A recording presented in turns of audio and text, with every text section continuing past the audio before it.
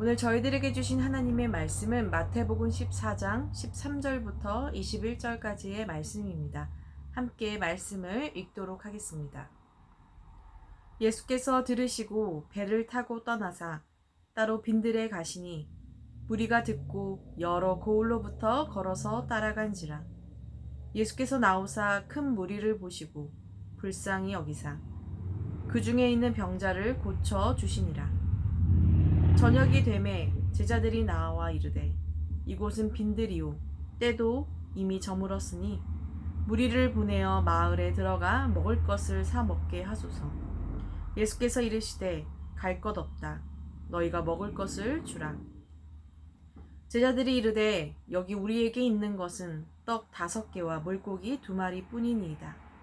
이르시되 그것을 내게 가져오라 하시고 무리를 명하여 잔디 위에 앉히시고 떡 5개와 물고기 2마리를 가지사 하늘을 우러러 축사하시고 떡을 떼어 제자들에게 주시매 제자들이 무리에게 주니 다 배불리 먹고 남은 조각을 12바구니에 차게 거두었으며 먹은 사람은 여자와 어린이 외에 5,000명이나 되었더라. 아멘. 여러분은 빈들을 좋아하십니까? 빈들이라는 말은 사람들이 살지 않는 넓고 황량한 벌판을 의미합니다. 그런데 단순히 넓은 땅만을 의미하는 것이 아니라 사람들이 살아가기에 필요한 것을 전혀 얻을 수 없는 그런 땅을 말합니다. 그러니까 사람들에게 풍족함이나 기쁨을 주는 땅이 아니라 결핍과 또 불편함, 심지어는 죽음을 가져다 줄 수도 있는 땅이 바로 빈들입니다. 그러니 여러분, 빈들에 있는 것을 좋아하는 사람은 아마 아무도 없을 것입니다. 또 오히려 빈들 가운데 있다면 그곳을 빨리 빠져나오거나 구원받기를 원하는 사람들이 더 많을 것입니다. 이 빈들과 비슷한 장소와 의미로 우리는 성경에서 많이 등장하고 있는 광야를 볼 수가 있습니다. 빈들과 마찬가지로 광야는 어떤 곳입니까? 사람들이 스스로의 힘으로 살아갈 수 없는 곳이었습니다. 그런데 여러분, 바로 이 광야가 역사 속에서 이스라엘 백성들이 가장 많이 있었던 곳을 가리키고 있습니다. 그곳에 있는 이야기들을 우리는 성경에서 가장 많이 보게 되었고요. 또 아이러니하게도 그곳에서 바로 이스라엘 백성들은 하나님의 역사를 가장 많이 경험하게 되었습니다. 사람들이 좋아하지 않는 곳, 경험하고 싶지 않은 장소가 바로 빈들이고 광야이지만 어떻습니까, 여러분? 이스라엘 백성에게서나 저희들에게서나 모두 이곳은 바로 우리에게 가장 가깝고 익숙한 자리라고 우리는 깨닫게 됩니다. 오늘 예수님께서 바로 이 빈들을 향해 나아가신 장면을 보여주고 있습니다. 오늘 말씀 13절을 보면 예수께서 들으시고 배를 타고 떠나사 라고 기록되어 있는데요. 이 말씀을 보면 예수님께서 어떤 이야기를 들으시고 난 후에 배를 타고 빈들로 나아가셨다라고 말하고 있습니다. 예수님께서 어떤 말씀을 들으셨기에 그렇게 행하셨나라고 우리가 유추를 해본다면 여러분 14장 1절에 이런 말이 있는데요. 바로 헤롯 왕이 예수님의 소문을 듣고 자신이 죽인 세례 요한이 살아난 것이 아닌가 하는 오해하는 장면의 이야기가 등장합니다.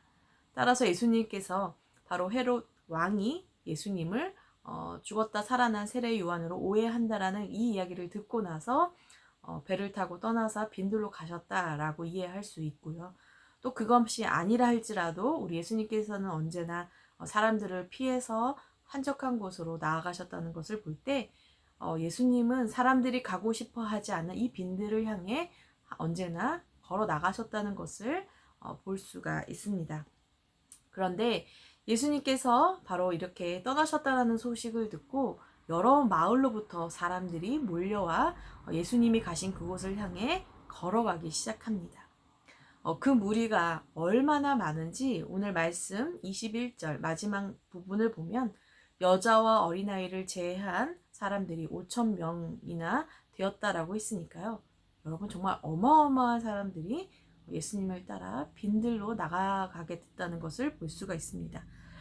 그런데 여러분, 그 큰 무리들이 예수님께 다가오는 장면을 예수님이 보시면서 오늘 성경은 이렇게 말합니다. 예수님께서 그들을 불쌍히 여기셨다라고 말입니다. 아무도 찾지 않는, 여러분, 이 빈들이라는 땅에 오직 한 분이신 예수님만을 바라보고 또 기대하며 찾아왔던 그 무리들을 보면서 예수님이 보신 것은 바로 그들의 삶, 그들의 마음을 대변해주고 있는 바로 진짜 빈들을 보신 것입니다. 빈들로 찾아왔던 그들의 삶이 정말 진짜 빈들이었던 것이죠. 결핍되었고 공고했고 고통 가운데 있었던 사람들이었습니다. 그러나 여러분, 그들의 삶은 비록 빈들과 같은 삶이었지만 그들이 더 큰 갈증과 갈망을 가지고 예수님을 찾아왔을 때 어떤 일이 일어나게 됩니까? 바로 그렇게 가난한 마음을 가진 자에게 복이 있다라고 말씀하신 예수님의 말씀처럼 그들은 그 갈망으로 빈들에 찾아왔을 때 예수님의 치유를 받게 됩니다. 저는 이 부분에서 빈들의 은혜를 경험하게 됩니다. 빈들은 여러분 아무것도 없는 곳은 아닙니다. 빈들에서 가장 중요한 분, 바로 우리 주님이 계시기 때문입니다.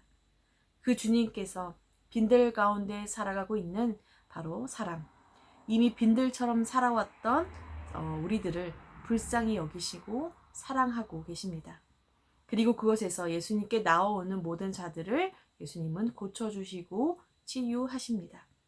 그러니 여러분, 우리의 눈으로 볼 때 빈들은 처음에는 고통의 자리이고 결핍의 자리이지만 우리의 눈을 돌리면 어떻습니까? 그 빈들에 이미 계신 예수님, 그 빈들로 찾아오신 예수님을 만날 수 있게 되는 것입니다. 앞서서 이스라엘 백성들의 주 무대가 광야라고 이야기했습니다. 이 광야는 우리들이 빨리 끝마쳐야 할, 통과해야 할 자리입니다. 그러나 여러분, 광야의 의미는 그것만이 아니라 바로 그곳에 계신 하나님을 만나는 것이 진정으로 광야가 우리에게 주는 의미입니다.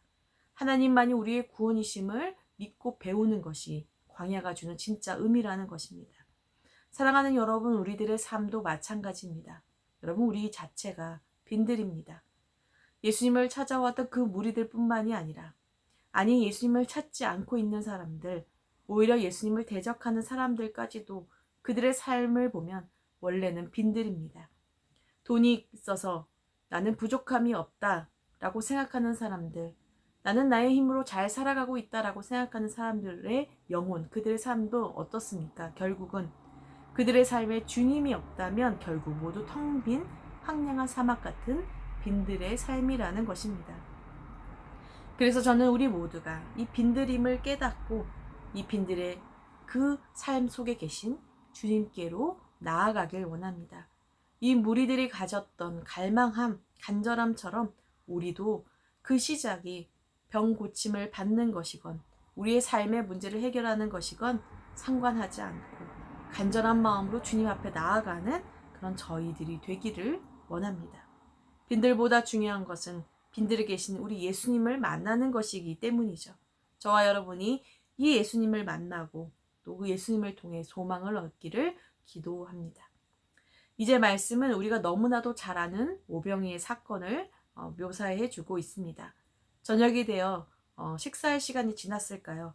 제자들이 예수님께 나와 무리들이 식사를 해야 한다라고 말을 전해줍니다.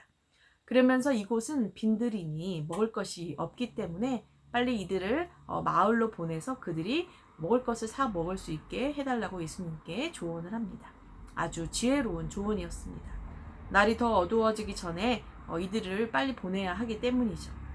그런데 오늘 예수님께서 바로 그런 제자들에게 아주 놀라운 말씀을 이야기하십니다. 16절에 보면 예수님께서 이렇게 말씀하시죠. 갈 것 없다. 너희가 먹을 것을 주라. 여러분, 예수님께서 왜 이런 말씀을 하신 것일까요?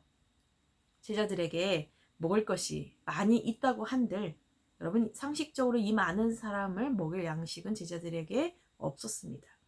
그런데 왜 제자들에게 너희가 먹을 것을 주라 라고 말씀하신 것일까요? 제자들은 예수님의 이 질문에 당황해하며 아주 타당한 이유를 설명합니다. 여기 우리에게 있는 것은 떡 5개와 물고기 2마리 뿐이다 라고 말이죠.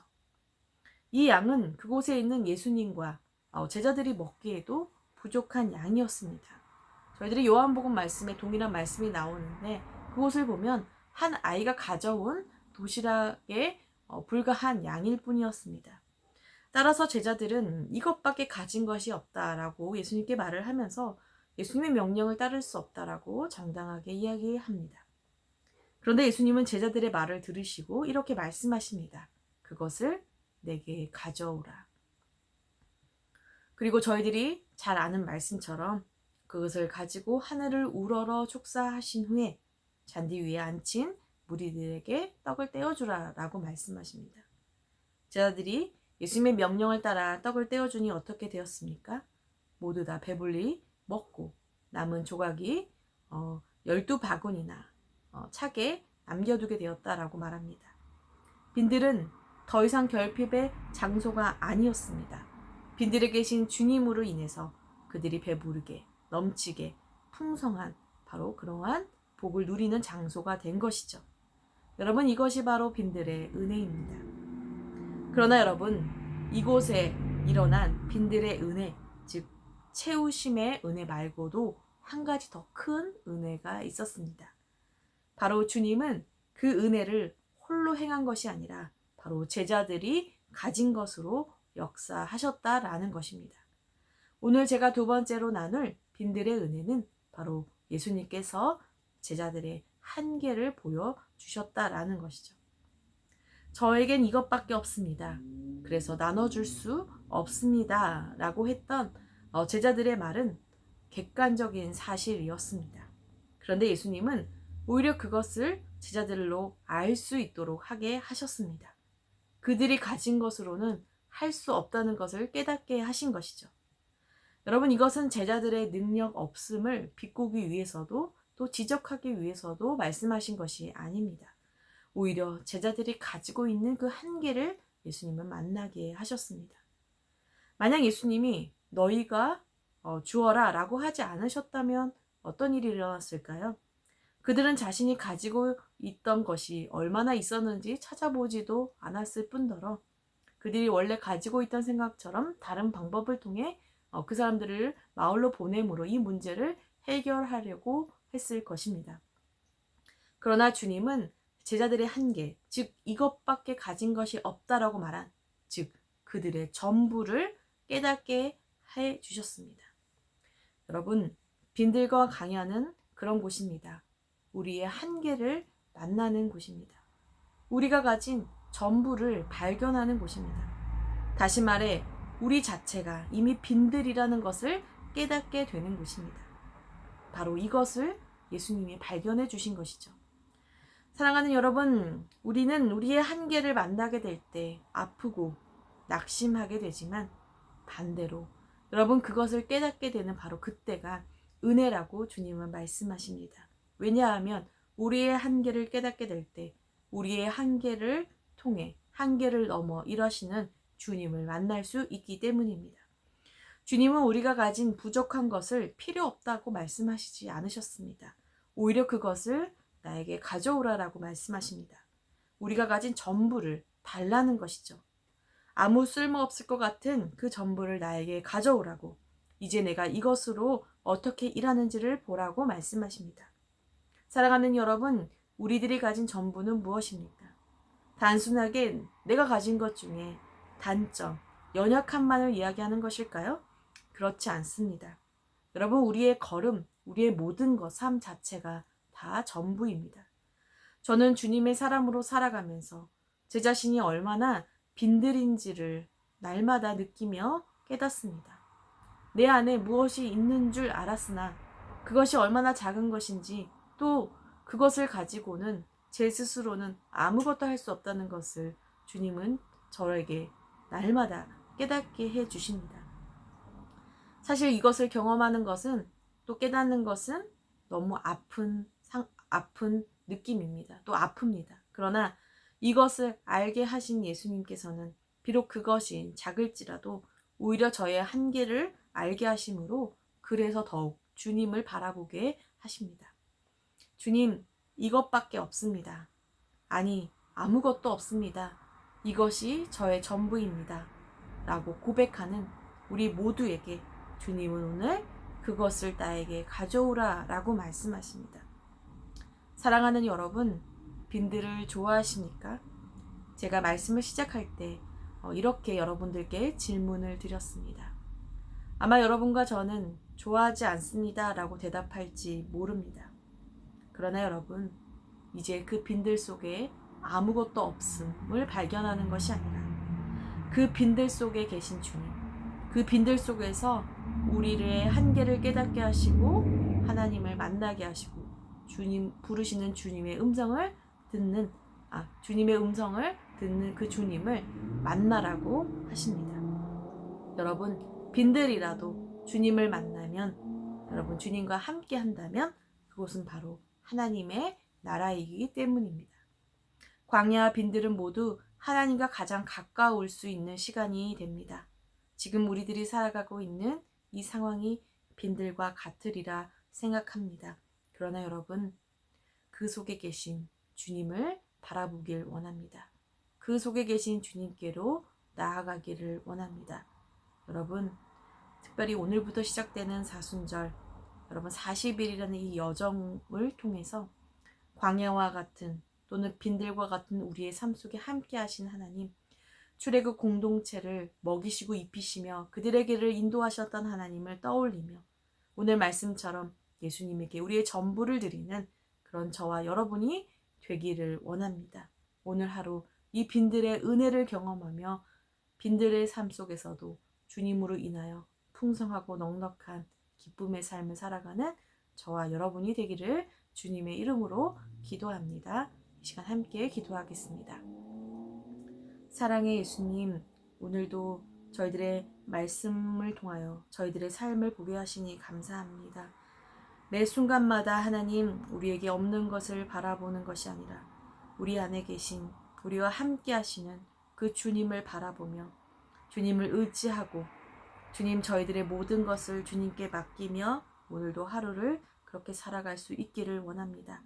특별히 사순절에 이 40일의 시간을 통해서 하나님 아버지, 주님이 우리를 위해 걸어가셨던 고난의 길, 우리를 위해 걸어가셨던 그 구원의 길을 함께 동참함으로 우리를 향한 정말 주님의 사랑하심을 깨닫고 주님 그곳에서 주님을 만나는 저희들의 삶이 될 수 있도록 더 가깝게 주님을 경험할 수 있는 그런 40일의 여정이 될 수 있도록 주님 인도하여 주시옵소서. 은혜로 우리와 함께 하신 주님을 바라보며 각자의 자리에서 주님 건강하게 주님을 의지하며 살아가는 만나의 모든 성도님들이 되도록 인도하여 주시옵소서. 아픔 가운데 있는 회복 중에 있는 성도님들 하나님 기억하여 주시고 하나님께서 당신의 놀라운 은혜와 위로하심과 치유하심으로 함께하여 주옵소서. 건축의 가정 모든 것을 주님께 맡기오니 주님 인도하여 주시고 정말 온전한 성전이 세워질 수 있도록 인도하여 주시옵소서. 이 모든 말씀 예수님의 이름으로 기도드립니다. 아멘.